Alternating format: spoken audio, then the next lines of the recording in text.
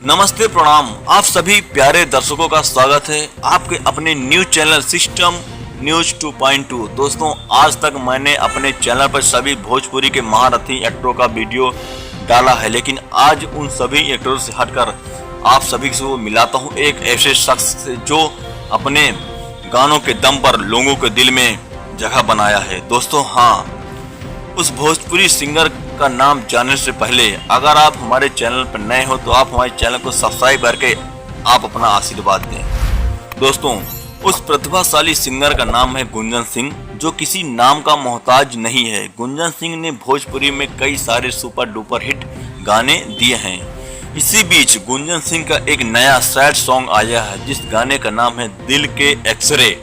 यह गाना web music से आया हुआ है। इस गाने के सिंगर हैं गुंजन सिंह और इस गाने में आपको डांस करती नजर आएंगे एक बहुत ही खूबसूरत अदाकारा मुस्कान सिंह। इस गाने के लेखक हैं हरे राम हंसमुखी और म्यूजिक दिए हैं छोटू रावत।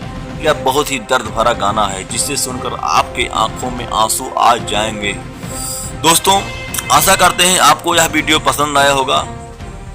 आपको वीडियो देखने के लिए बहुत बहुत धन्यवाद। जय हिंद, जय भारत।